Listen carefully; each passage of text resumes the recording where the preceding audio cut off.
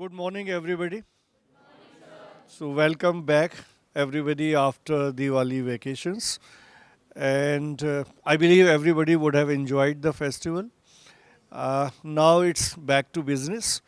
And from now onwards, you are supposed to be, you're expected to be more serious, more focused, more oriented for the purpose for which you have joined DME.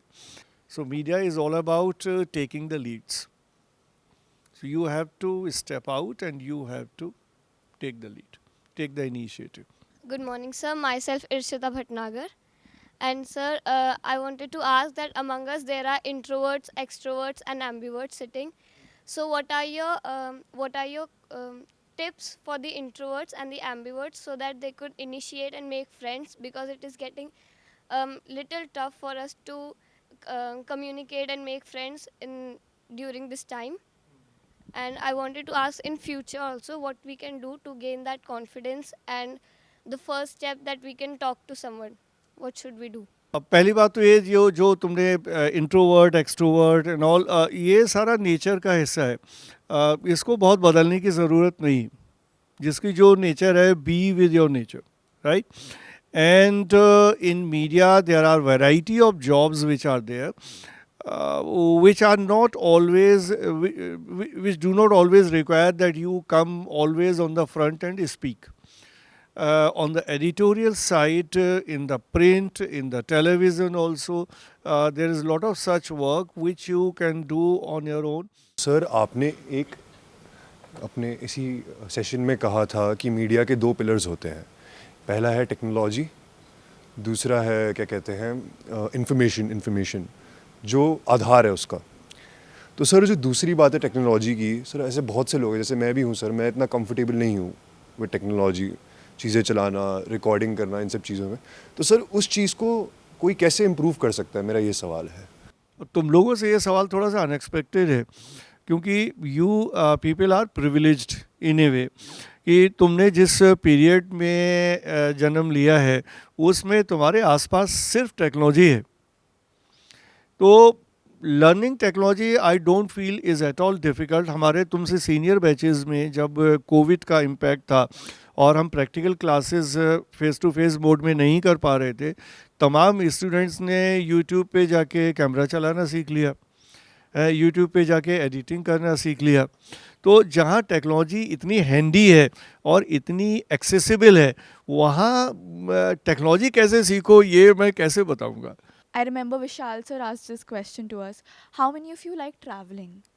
And a lot of us had the idea of traveling in a car. No, he said, what about public transport? हम लोग public transport से जाते हैं, कोई father की गाड़ी लेके नहीं जाता कॉलेज. क्यों? ऐसा नहीं है कि नहीं जा सकता. पेरेंट्स से एक तो अलग ही रहते हैं ज़्यादातर लोग as they grow up and they want to stand on their own. तुम्हारे अंदर वो अर्ज होनी चाहिए, वो इच्छा होनी चाहिए कि कुछ करना है, तभी कुछ होगा. हाँ.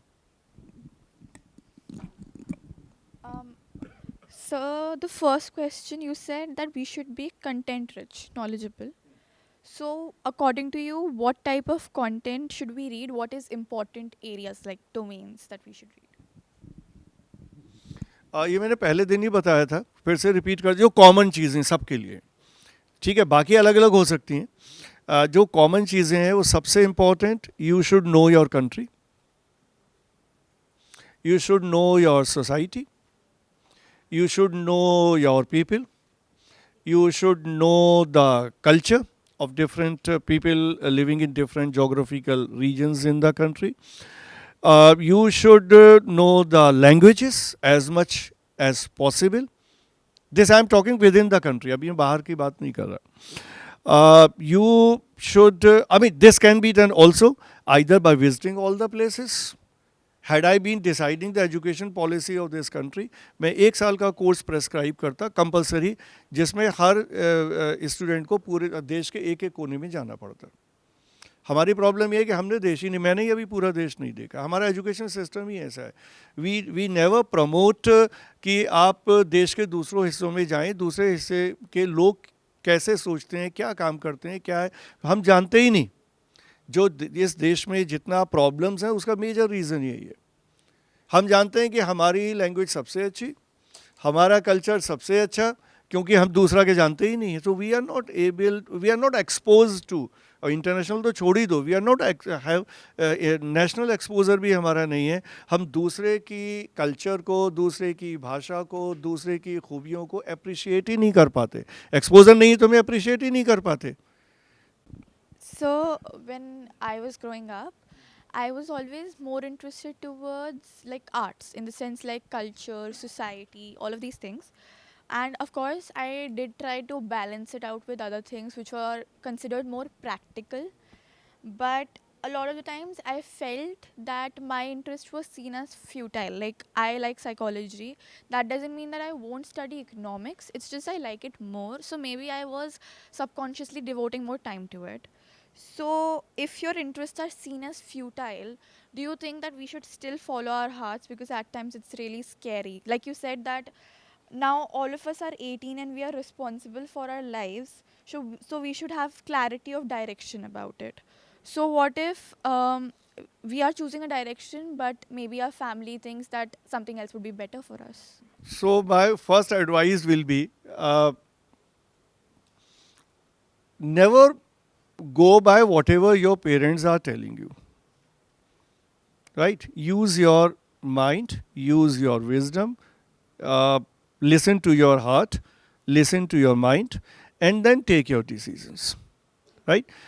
Decisions, maybe even if you are taking your decisions, sometimes decisions may go wrong, but that is equally true with the decisions which are being imposed on you by your parents. तो वो खतरा तो हमेशा ही रहेगा कि कभी आपके decision गलत हो सकते हैं. Say, like, we follow our interests, that's fine. ठीक है. When you are interested in something, you don't need anybody to push you. You do it yourself, you go at your own pace. But say, for example, there are things that you're not interested in, but they are important. You read them, like politics. But where do you use those things then? What do you do with that knowledge? Like, my teacher told me, parties mein everybody talks about politics. I really don't. Where do I? Politics. Matlab, like, if you go to a gathering, any like grown-up gathering, people will be talking about the country, the politics and stuff like that. So what do you do with the knowledge that you gain, which is seen as important, even though you're not interested in it, but it is important? One very, very important thing. Everybody must understand politics. Whether or not you take interest, whether or not you practice it, but you must understand politics. Politics means active politics. Why? Not that everybody in any gathering, people are discussing politics, but any country, be it India or the US, everything starts with politics. Sir जैसे आपने बोला कि दिल्ली के बच्चों के पास privilege है and they are like golden children, तो sir it's about the choice ना, कि अगर आपको कुछ फैसिलिटी दे रखी है, इट्स अबाउट यू कि अगर आप यूज़ कर रहे हो नहीं कर रहे हो. Once you are using public transport, you are among the people. तो आपको तरह तरह के लोग मिल रहे हैं, किसी से आपकी बात हो रही है, अलग अलग कल्चर के लोग मिल रहे हैं, आपकी लर्निंग हो रही है. जैसे आपने बोला अभी कि आपको मतलब पॉलिटिक्स में ध्यान देना चाहिए, तो मुझे मतलब एंटरटेनमेंट सेक्टर में ज़्यादा इंटरेस्ट है, लाइक स्क्रिप्ट राइटिंग, और मैंने सुना है कि इस फील्ड में क्रिएटिविटी भी मैटर करती है.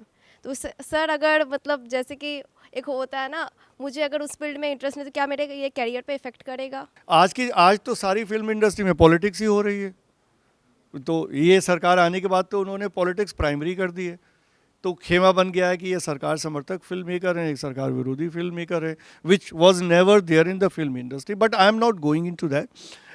पॉलिटिक्स की अंडरस्टैंडिंग का मतलब क्या है, मैं बता देता हूँ फिल्म के कॉन्टेक्स्ट में भी. अगर आपका पॉलिटिकल अंडरस्टैंडिंग होगी तो एज ए फिल्म मेकर आप मिशन कश्मीर बना पाएंगे. अगर आपके यहाँ कश्मीर फाइल्स बना पाएंगे अगर आपकी पॉलिटिकल अंडरस्टैंडिंग होगी. अगर वो अंडरस्टैंडिंग होगी तो आप आर्टिकल 14 बना पाएंगे. 15, हाँ, आर्टिकल 15 बना पाएंगे.